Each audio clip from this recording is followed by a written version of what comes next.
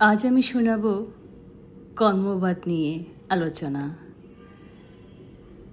বৌদ্ধ প্রতীত্ব সমুদ্বাদ তত্ত্ব থেকে কর্মবাদ ও জন্মান্তরবাদ সূচিত হয়।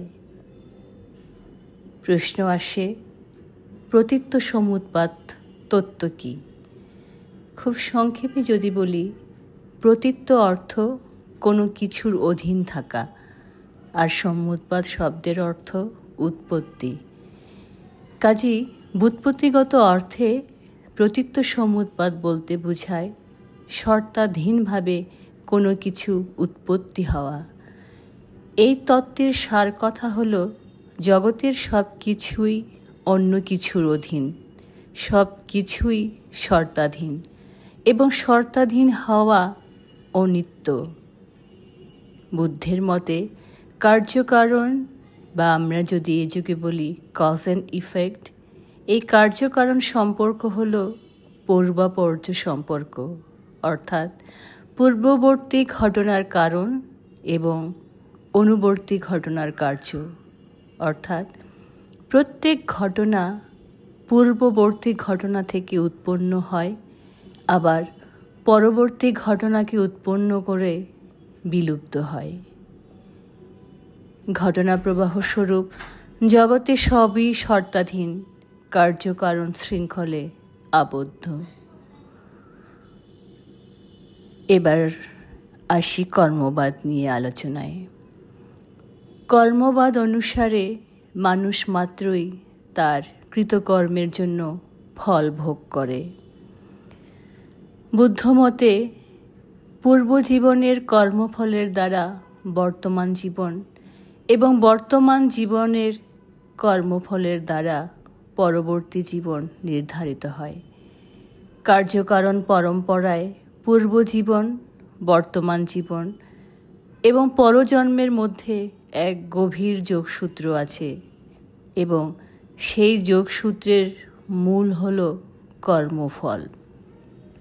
এটাই বৌদ্ধ ধর্মের মতে। কর্ম ও কর্মফল 4 প্রকার হতে পারে, যেমন ভালো কর্মের ভালো ফল, মন্দ কর্মের মন্দ ফল, আংশিক ভালো ও আংশিক মন্দ কর্মের আংশিক ভালো মন্দ ফল, এবং ভালো নয় মন্দও নয় এমন কর্মের কোনো ফল পাওয়া যায় না। প্রথম 3 প্রকার কর্ম হল সকাম। সকাম কর্ম করলে ফল ভোগ করতে হয়। চতুর্থ প্রকার কর্ম নিষ্কাম, যার ফল ভোগ করতে হয় না। বৌদ্ধমতে কায়মনোবাক্যে অহিংসা কর্মই একমাত্র সৎকর্ম। মানুষের জীবনে কর্মবাদ বা কর্মনিয়ম অলঙ্ঘনীয়। যে যেমন কর্ম করবে সে তেমন ফল ভোগ করবে।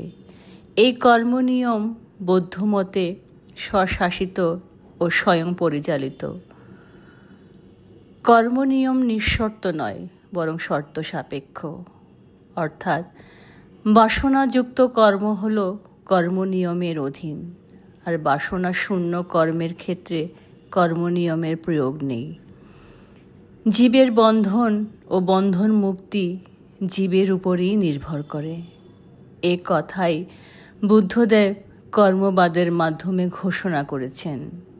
আসক্তিযুক্ত সকাম কর্মই হচ্ছে বন্ধন বা জন্মান্তরের মূল কারণ। অপরদিকে নিষ্কাম কর্ম নির্বাণের পথ প্রশস্ত করে। সবাইকে অসংখ্য ধন্যবাদ বুদ্ধের আলো চ্যানেলের সঙ্গে থাকার জন্য। নমো বুদ্ধা।